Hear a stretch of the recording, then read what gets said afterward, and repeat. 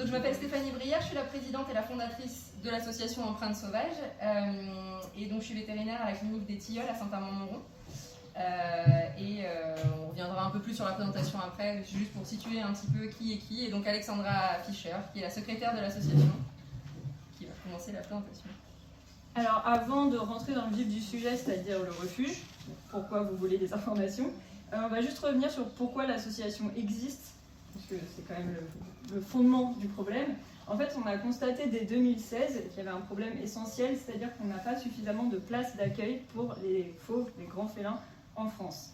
On peut penser que c'est pas important parce qu'on ne voit pas trop ce que les félins font en France, mais en fait, il y a énormément de trafic qui circule par la France, parce que c'est l'entrée de l'Europe. Donc il y a beaucoup d'animaux qui sont saisis par les autorités et qu'il faut ensuite placer. Et ces animaux, ils ne peuvent pas aller dans les zoos, donc il faut des structures spécialisées pour les accueillir. Il y a des particuliers qui détiennent illégalement des animaux et qui se rendent compte qu'en grandissant, ils ne peuvent pas les garder chez eux. Ça a des besoins spécifiques, c'est des animaux dangereux.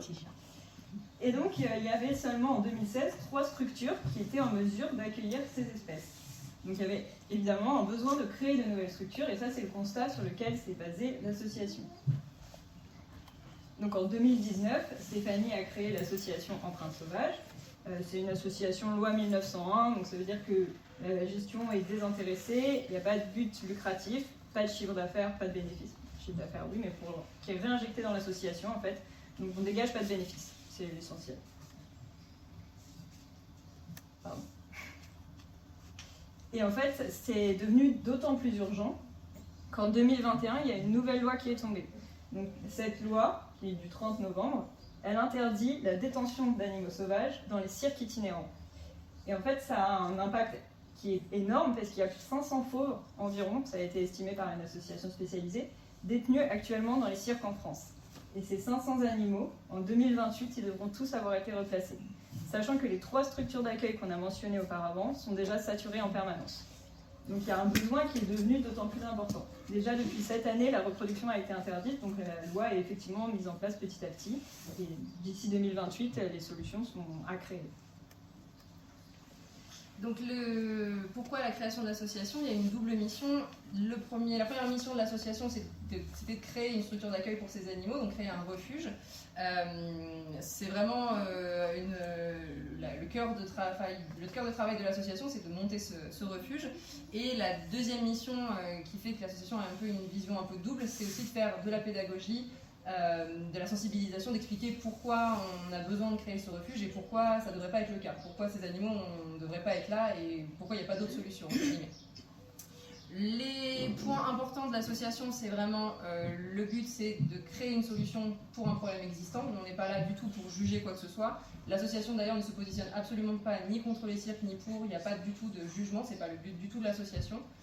Pour tout ce qui est dénonciation, maltraitance, ce genre de choses, on laisse faire ça à des associations de protection animale qui existent déjà, qui font les choses très bien, c'est pas du tout notre rôle. Et donc, en tant que refuge, c'est vraiment zéro reproduction, on n'essaye pas de rajouter, si vous voulez, du problème à une surcharge d'animaux qui existent déjà, et surtout garantir un bien-être total aux animaux qui nous seront confiés, par le respect de leur mode de vie, le respect de leurs besoins, et c'est vraiment la ligne de base, la ligne de conduite de l'association. Donc voilà, pour revenir un peu sur nos valeurs, le respect des animaux et des individus, c'est vraiment la base du projet, c'est vraiment le respect de l'humain, respect des animaux, respect de tout ce qui est autour du projet. Écoute des idées, c'est d'ailleurs pour ça qu'on est là ce soir, c'est qu'on est vraiment là pour être dans le partage, c'est que si on vous a réunis ce soir, c'est aussi pour que vous puissiez vous exprimer sur vos craintes, sur vos questions, sur tout ce qui pourrait vous passer par la tête. La force de faire ce qui est juste pour les animaux, c'est vraiment un projet qui demande beaucoup d'énergie, vous imaginez bien, c'est quelque chose qui ne se fait pas du jour au lendemain. L'union autour d'une mission, c'est encore une fois, c'est un projet qui ne se fait pas tout seul non plus, c'est un projet qui se fait en concertation avec toutes les parties qui sont prenantes autour de ce projet. Guide, c'est encore dans l'idée de la sensibilisation, de l'information et du partage d'informations. Et l'écologie, parce qu'on y reviendra, mais c'est vraiment au cœur aussi du projet. Le projet se veut vraiment éco-responsable et tourné vers la protection de l'environnement. On ne peut pas protéger les animaux et en même temps ne pas prendre en compte tout l'environnement qui est autour. Comme je disais, c'est une équipe qui travaille sur le projet, c'est pas un projet personnel, c'est pas quelque chose qui se fait tout seul dans son coin. Du coup, qui sommes-nous? Parce que c'est un peu le sujet aussi, on est là aussi pour se présenter ce soir. Donc moi je suis le docteur Breyer Stéphanie, je suis vétérinaire avec l'éthiole comme je disais tout à l'heure. Je suis capacitaire pour les grands félins, enfin officiellement je suis en train de repasser mon dossier pour le rajouter si vous voulez une ouverture au public sur d'autres espèces. Évidemment formé en soins, gestion, réglementation pour la détention d'animaux sauvages, c'est encore une fois quelque chose qui ne se fait pas sur un coup de tête, c'est quelque chose qui est réfléchi, qui se fait aussi sur la base de mon expérience en parc zoologique à l'étranger et en France. Et depuis très récemment, pompier volontaire pour le 10-18. Pas encore une mission. Mais... donc moi, Alexandra Fischer, je suis secrétaire de l'association depuis maintenant 2 ans. Je suis aussi vétérinaire de formation, je connais Stéphanie de l'école vétérinaire. Mais j'étais spécialisée d'abord en recherche et maintenant en industrie. Et en fait, pour me spécialiser en industrie, j'ai fait une formation en marketing et en management. Et donc, j'apporte des compétences un peu plus business. C'est pas le plus fun, mais il faut aussi pour l'association, justement, pour que le projet puisse voir le jour et tienne la route tout le long. Et nous avons la chance d'avoir Mehdi, ici présent. Mehdi Dedi, dresseur animalier depuis 1996. J'ai travaillé dans pas mal de films de publicité. Et j'ai été homme d'attaque pour l'armée et la police. Et donc ça fait depuis 1996 que je suis dans le milieu, on va dire canin, félin et fauconnerie aussi. Mehdi qui est aussi membre de la commission d'attribution des certificats de capacité du CHER, qui a un avis consultatif en tout cas pour ce genre de c'est une passion les faire. Donc j'ai fait la connaissance de Stéphanie et Alexandra, ça fait un petit moment qu'on se connaît. Donc, il nous apporte son expertise dans tout ce qui concerne la gestion des animaux évidemment.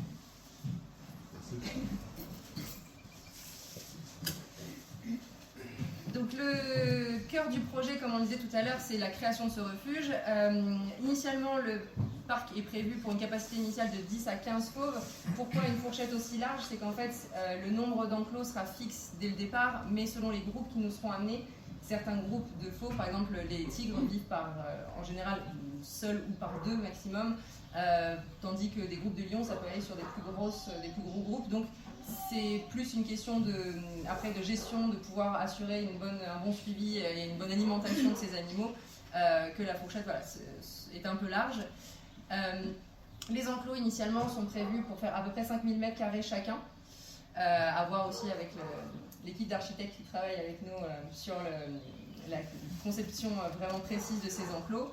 Et surtout, même s'il y a une question de taille, de surface qui est importante, ce qui est surtout important, c'est l'enrichissement de ces enclos, c'est-à-dire les objets qui sont contenus dans ces enclos pour qu'ils ne s'ennuient pas. C'est-à-dire qu'un enclos de 3 hectares qui est vide, honnêtement, les animaux, ils en auront fait le tour en 3 jours, ça ne leur apportera pas forcément autant d'intérêt que s'il y a des bassins, des branches, des arbres. Donc c'est vraiment autour de cette conception que le projet sera réfléchi.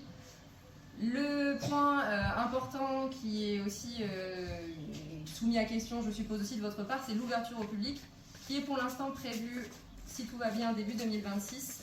C'est vraiment soumis à autorisation, soumis au déroulé des opérations selon les différentes études qui vont être menées, les différentes autorisations. C'est ce qui est pour l'instant prévu chronologiquement, mais qui peut être soumis à variation. Et surtout, cette ouverture au public, il faut bien avoir conscience qu'on ne peut pas recréer un Beauval ou le PAL ou quoi que ce soit. Ce n'est pas un parc de divertissement, le refuge, c'est vraiment une ouverture au public pour une question de transparence, pour prouver que ce qu'on fait, on est capable de le montrer à toutes les personnes qui sont intéressées, et aussi pour que ces animaux puissent servir un peu d'ambassadeurs et dire pourquoi ils sont là, pourquoi ces individus avec leur nom, leur histoire, pourquoi ils ont fini par arriver là et pourquoi ça n'aurait pas dû être le cas. Et donc c'est vraiment des visites qui seront très guidées, des sorties, surtout des sorties scolaires pour accueillir les écoles, les enfants et surtout travailler sur la pédagogie du projet. Ce ne sera pas vraiment, pas du tout un parc de divertissement pur comme on pourrait le voir du coup dans des grands parcs animaliers. Ah, c'est pas très clair. Donc, où ça va se situer? Ça aussi, c'est quelque chose qui, je pense, vous interpelle aussi. Et puis, pourquoi avoir choisi Île-Saint-Roch et Ineuil? Alors, est-ce que vous revenir juste la slide d'après, s'il te plaît? D'après, celle-ci. Pour avoir une vue un peu plus d'ensemble, bon, c'est pas très clair, mais on voit la départementale 925 qui passe en haut. Linière elle se trouve à l'ouest, on a Saint-Amand à l'est. Et le terrain qui a été choisi se trouve ici à Boiroux. Pourquoi ce choix? Au départ, le but de l'association, c'était vraiment de trouver un terrain en concertation complète avec les autorités, avec la mairie en particulier, avec toute la gestion locale du projet. Et en fait, quand on a trouvé ce terrain donc de 13 hectares qui se situe entre Île-Saint-Roch et Inneuil, on a vraiment souhaité que ce soit un terrain qui était déjà... Donc c'est un terrain qui était déjà en vente depuis un certain temps, donc qui était a priori pas...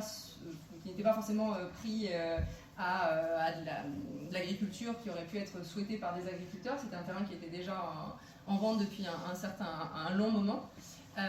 Il fallait que ce soit un terrain agricole parce que un refuge animalier est considéré activité agricole, donc c'était le cas. Il y a déjà un accès à l'eau, il y a déjà des infrastructures qui sont intéressantes pour nous. Et il est très peu boisé. Il y a des haies qu'on va maintenir au maximum. Elles seront juste entretenues, mais elles ne seront pas du tout enlevées.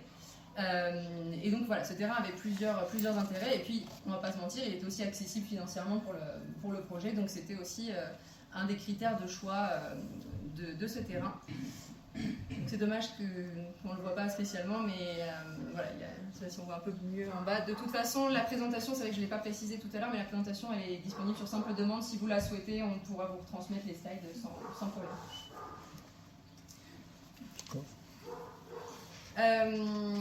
Là, c'est un plan vraiment très grossier de ce qui est imaginé pour l'instant. En ce moment, le terrain il est accessible par le sud, donc par Île-Saint-Roch.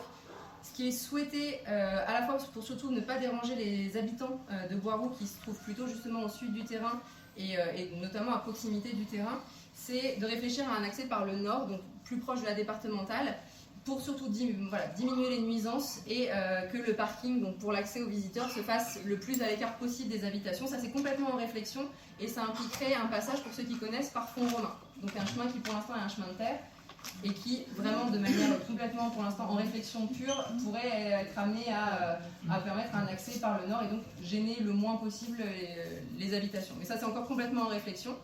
Pour vous donner grossièrement les grandes lignes, un accès du coup par le nord, un bâtiment administratif à l'entrée, des enclos donc, qui permettent de garder, donc il y a une haie qui se trouve ici, qui permettent de garder au maximum la végétation, et des enclos qui sont réfléchis pour être le plus loin possible des habitations existantes.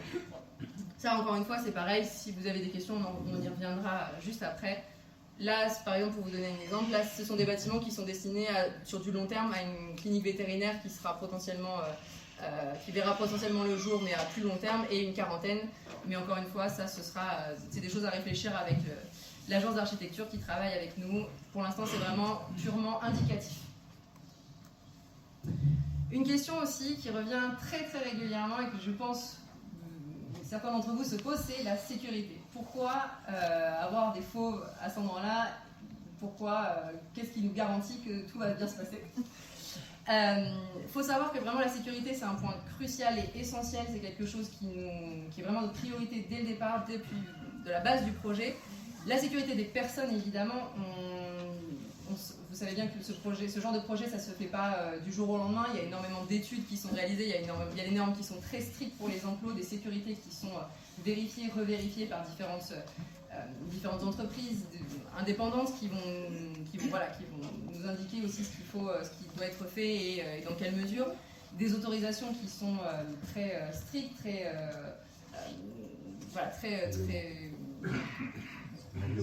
réglementées. Voilà. T'en reviens.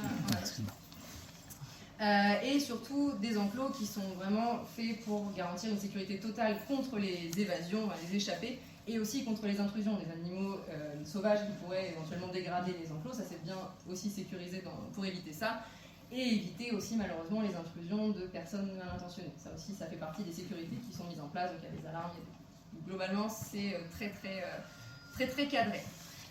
Quand on parle de sécurité, on parle aussi de sécurité des animaux. C'est quand même des animaux qui nous sont confiés. On n'a pas pour but non plus de les mettre en danger. Donc sécurité en termes de santé, on est vétérinaire de formation et vétérinaire par passion. Donc c'est quand même c'est vraiment pour les animaux qu'on fait ce projet-là. Donc c'est pour eux aussi qu'on adapte tous les enclos, l'alimentation, le mode de vie. Tout est vraiment pensé autour d'eux.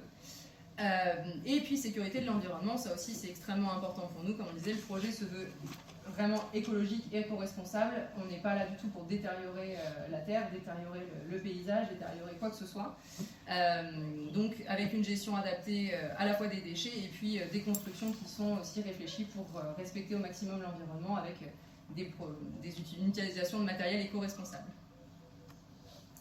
Alors maintenant, on va revenir un petit peu donc, sur la timeline, maintenant que le projet est défini et que vous avez une bonne idée de quel est l'objectif. On vous a dit que l'association avait été créée en 2019. Donc depuis, qu'est-ce qui s'est passé? On a monté le projet justement pour qu'il soit viable. On a acheté le terrain ici. Et on est là maintenant devant vous pour se faire connaître. Et en parallèle, on travaille sur le financement du projet. Parce qu'évidemment, c'est une question aussi que tout le monde se pose. On reviendra dessus juste après. Quels sont nos objectifs à court terme? Ça va être de commencer les demandes d'autorisation. Donc on travaille notamment avec notre cabinet d'architecture, comme on vous disait. On va avoir des études à faire, les études archéologiques, les études de risque environnemental. Tout ça, ça peut retarder le projet, on en a conscience. On vous a dit on ne fera aucune concession, que ce soit d'un point de vue réglementaire ou sur la sécurité. Donc si on doit retarder le projet, on le retardera. Le but c'est que ça ouvre dans de bonnes conditions pour tout le monde, pour les animaux, et puis pour vous aussi, et pour nous, parce qu'on n'a pas envie non plus de faire les choses mal. Donc 2025, demande d'autorisation, les travaux avec les architectes, les plans. On espère première construction courant 2025. Et si tout allait extrêmement bien, début 2026, on accueillerait les premiers animaux. Et dans la foulée, une fois qu'ils sont acclimatés et que tout est installé, que le parc fonctionne, ouverture au public. Mais encore une fois, c'est une vision optimiste du projet. Et on a conscience qu'il y a des écueils qui nous attendent encore. Alors le financement. On a deux phases de financement globalement. On va avoir les investissements initiaux qui sont la plus grosse partie du financement parce qu'on a un budget pour l'instant pour la création du projet qui est d'1,5 million. Donc évidemment c'est un énorme budget. Pardon. C'est pour ça qu'on cherche avant tout un mécène, plutôt des mécènes, qu'on démarche les entreprises. On travaille aussi sur des modes de financement comme les micro-dons, etc. Donc, il y a une grande diversité en fait pour financer ce genre de projet associatif. Et on essaie d'explorer toutes les pistes pour diversifier les financements pour arriver à 1,5 million. Le crowdfunding, ça va être pour des projets spécifiques. On va demander effectivement si des gens veulent participer, s'ils veulent s'investir financièrement, c'est une façon de participer au projet. Crowdfunding, pour ceux qui ne sont pas bilingues, c'est levée de fonds, entre guillemets. C'est un financement participatif. Et l'appel à manifestation d'intérêt, en fait, ça c'est un programme de l'État. Comme c'est eux qui ont passé la loi, notamment sur l'interdiction des animaux sauvages dans les cirques itinérants et qui n'ont pas la possibilité de créer eux-mêmes des refuges, il y a un fonds d'investissement de l'État qui a été mis en place pour financer certaines de ces structures. Donc on participe à cet appel, on participe à cet appel à manifestation d'intérêt. On est sur la phase 2, on verra bien, mais on croise les doigts pour que ça se passe bien. Et normalement, on est parfaitement dans les clous, donc ça devrait. Frais de fonctionnement, c'est un petit peu plus simple. Normalement, tout est budgété pour que ça fonctionne. Donc on aura la billetterie du refuge évidemment, boutique, restauration, donc les dépenses sur place. Et puis les dons, les parrainages, encore une fois c'est une association, donc les gens qui adhèrent et qui ensuite souhaitent faire des dons plus ou moins réguliers, plus ou moins importants, tout ça, ça nous aidera énormément, puis c'est en fonction de ça qu'on se développera. Et il y aura tous les partenariats plus ou moins locaux avec les entreprises, avec des indépendants, tout ce qu'on pourra mettre en place. Donc, on l'a dit, on le redit, tout ça, c'est un ancrage régional et c'est coopératif. L'idée, c'est vraiment de travailler avec tout le monde. Donc ça va passer par des prix abordables. Le but, c'est que tout le monde puisse venir voir ce qu'on fait et quand il en a envie. Donc évidemment, on ne va pas pratiquer des tarifs exorbitants, encore une fois, on ne fait pas de bénéfices. Donc des tarifs abordables pour tout le monde, un abonnement annuel pour ceux qui le souhaitent, des visites scolaires, des ateliers ludiques. Oui, c'est pédagogique, mais le but, c'est pas non plus qu'on s'ennuie et on essaye d'apprendre ça de façon intéressante. Journée thématique, on a plein d'idées évidemment de ce qu'on pourra organiser derrière, on y va. Les partenariats, ça passe aussi par les commerçants, les artisans. Pour nourrir les fauves, ça va être des grosses quantités de viande. On va essayer de passer au maximum par les invendus de l'alimentation, histoire aussi d'être dans notre démarche éco-responsable. Les architectes, les ouvriers, et tous ceux qui vont réaliser le projet, évidemment, ce sera des gens d'ici. C'est aussi dans nos valeurs et c'est dans notre démarche. Et on aimerait aussi beaucoup développer des partenariats avec des artistes, des artisans. Et dans la boutique, on aimerait plutôt vendre des produits qui soient écologiques et, si on peut, de l'art local. Pourquoi pas soutenir des gens qui peignent les animaux, qui font des productions pour la protection animale ou pas. Ce sera évidemment, tout est envisageable. Et on travaillera avec l'associatif local et les parcs qui existent déjà. On n'est pas là pour faire de la concurrence, au contraire, on a tout intérêt à s'associer. Et évidemment, avec tous ceux qui souhaiteront rejoindre le projet, à terme, on créera de l'emploi. Pour l'instant, tout est bénévole. On estime que pour la première partie du projet, donc d'ici 2026, si tout va bien, on aura à peu près 10 employés pour faire tourner le refuge au début. Et puis après, petit à petit, une création d'emplois. Après, tous ceux qui veulent s'investir de façon bénévole, ponctuelle ou pas, vous êtes les bienvenus. On a besoin de toute façon de toutes les compétences. Et puis, si juste vous voulez nous envoyer un message de soutien, laissez un dans la boîte. Ou à l'inverse, si vous avez des remarques, si vous pensez qu'on peut faire mieux, n'hésitez pas. Rien n'est gravé dans le marbre. Donc moi je vais juste conclure, déjà en vous remerciant pour votre écoute et puis le calme dont vous avez fait preuve tout le long de cette présentation. Si vous avez la moindre question, surtout voilà, vous n'hésitez pas, c'est vraiment le but de cette réunion ce soir, le but de cette réunion d'information, c'était aussi de vous expliquer, de vous prouver aussi qu'on était là pour entendre tout ce que vous aviez à dire, pour écouter toutes vos remarques et surtout sachez que voilà, on est vraiment là pour entendre tout ce que vous avez à proposer et à dire sur le projet. Donc vous avez les coordonnées sur la slide de coordonnées mail, mon numéro de téléphone. Je ne garantis pas que je peux répondre à toute heure du jour et de la nuit, mais en tout cas je rappelle et je vous réponds au message évidemment sans problème. Et vous avez encore plus aujourd'hui la boîte à suggestions. Si vous souhaitez laisser aussi vos coordonnées dans la boîte à idées, n'hésitez pas. Si vous souhaitez une copie de la présentation ou plus d'informations, on est aussi disposé à vous envoyer tout ça. Les coordonnées d'ailleurs sont aussi sur les flyers et vous pouvez nous suivre sur les réseaux pour ceux qui veulent, ceux que ça intéresse, Instagram, Facebook. On tient globalement tout le monde au courant, ça fait partie de la transparence du projet.